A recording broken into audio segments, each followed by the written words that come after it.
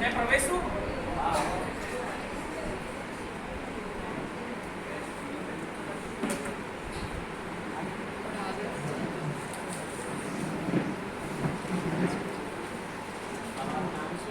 MP sir. MP એટલે Mohan Pal sir. તમારા પપ્પાનું નામ? MP sir. તમારું નામ નહીં, તમારા પપ્પાનું નામ. मोहन पाल सर। ક્યાં આવો છો તમે? MP sir. મધ્યપ્રદેશ? ना सर मणिपुर। કેટલા ભણેલા છો? MP sir. એટલે मैट्रिक पास सर। આવો શું મતલબ છે ભાઈ?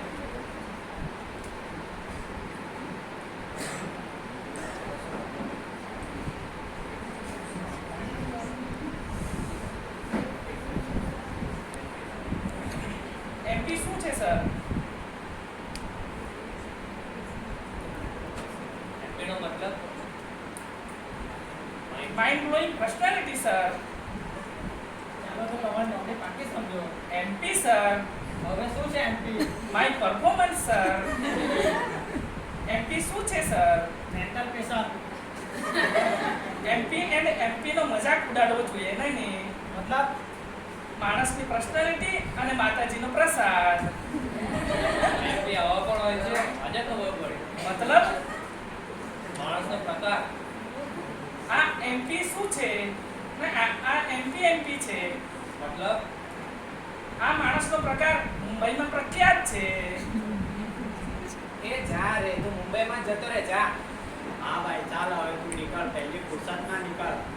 મેં એમપી કરી રહ્યો છું. શું? મેં પ્રસ્થાન કરી રહ્યો છું.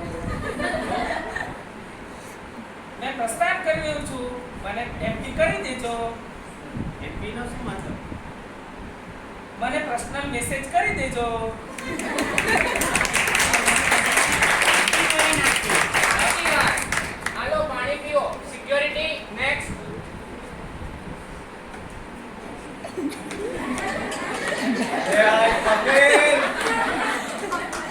कौन है ये लोग? कहाँ से आ जाते हैं? સાચી વાત. સિક્યોરિટી બહાર કાઢ આને. जिंदा रहने के लिए तेरी कसम एक मौका जरूर है सनम। हाँ हाँ, आपने। અરે ભાઈ બેસી જા. બેસી જા. नहीं, मुझ पर एक एहसान करना कि मुझ पर कोई एहसान न करना।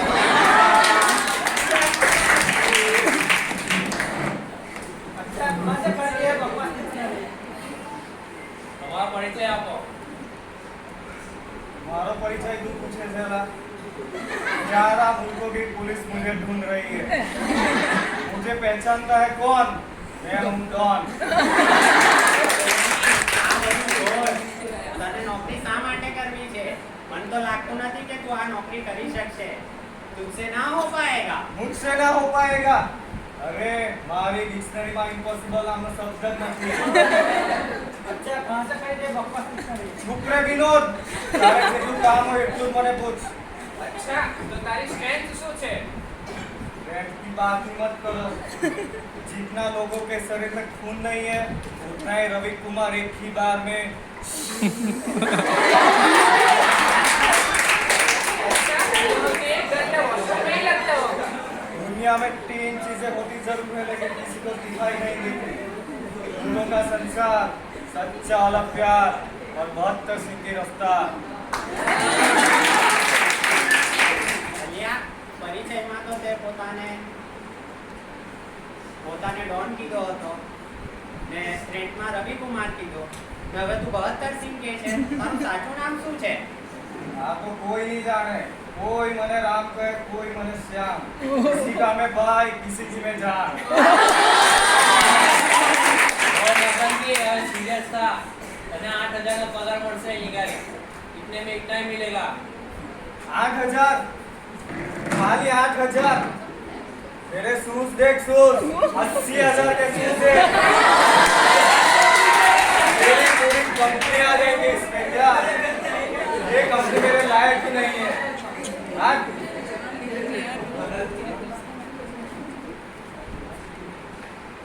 दरवाजे को कुंडी मारो कोई ना बच के जाने पाए, लेकिन मैं तो बच के जा रहा हूँ। सीधा मिले तो फिर मिलेंगे, दुआ में याद रखना।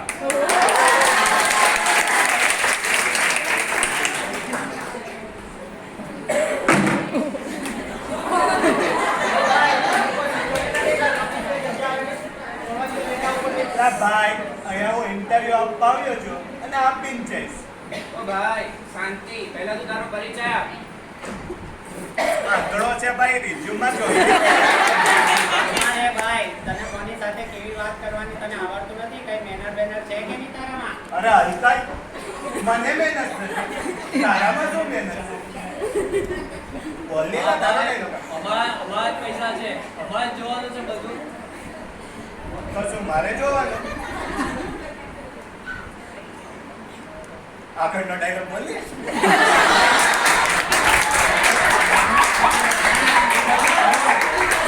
મુદ્દાની વાત પર આવું છું. તમારી એક વીકનેસ છે, તેથી તમને ઓછો પગાર મળશે. આટલા. વીકનેસ કઈ? તમને ગુસ્સો આવે છે એની. એ તો સહેજ આમ તો ક્યારેક ક્યારેક આવે. કેટલી વાર? ક્યારેક ક્યારેક. શું તને એવું લાગે છે મને વારંવાર ગુસ્સો આવે છે? તમને મહિનાના 8,000 જ મળશે. इतने में इतना ही मिलेगा. 8,000 તો બહુ ઓછા છે. મારી જેવી પર્સનાલિટી કમ સે કમ 50,000 તો ડિઝર્વ કરે છે. એનું જારે તારા જેવા માથા પાડે લોકોને 50,000 જે પણ સ્ટાર્ટિંગમાં તારો કાકો આપશે કે નહીં? માતા તારે કોને કહે છે ભાઈ? તને.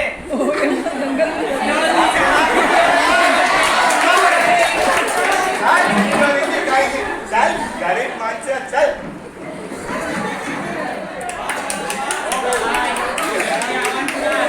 આવા કોઈ ગરમ મગજ તને બહાર દેખાય ને તો બહારથી પગારી મૂકશે. આજે આ સાહેબ માર ખાતા ખાતા બચી ગયા. હવે કોઈ બાકી છે? 2 જણ બાકી છે. આ તો મોકલાય નથી. ये अपने साथ लाए ન્યાય તમે આવો. આવો બેસો. મારું નામ હતીકુમાર નીતિનભાઈ પરમાર છે અને હું બારડોલીથી આવું છું અને બારડોલીમાં માનવા કોલેજમાંથી મેં MBA કર્યું છે. તમને તમારો પરિચય આપવા કોને કહ્યું?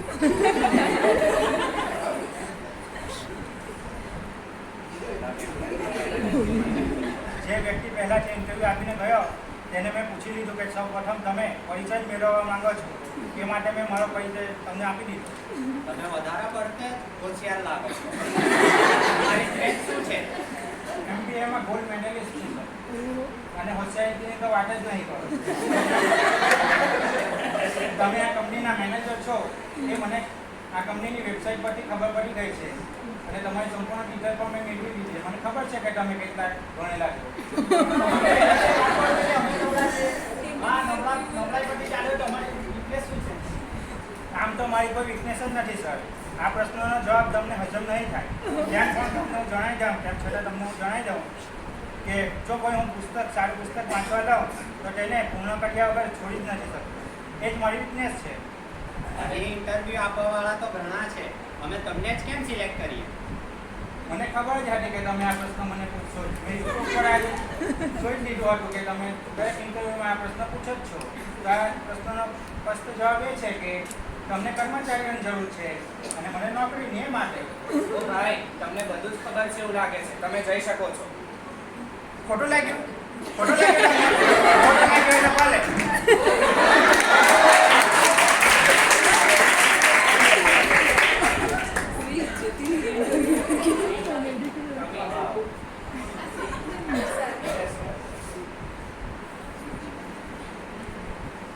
તમારો પરિચય આપો.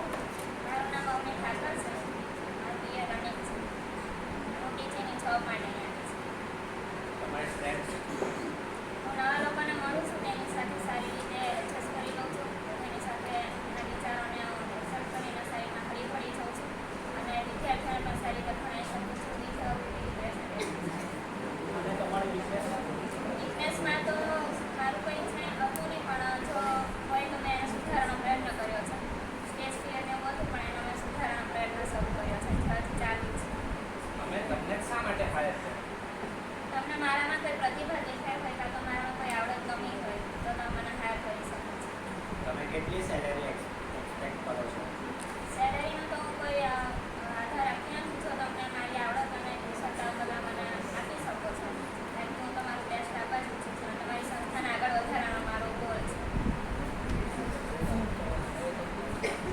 Selected. Thank you sir. Okay કે તાળી તો પાડો.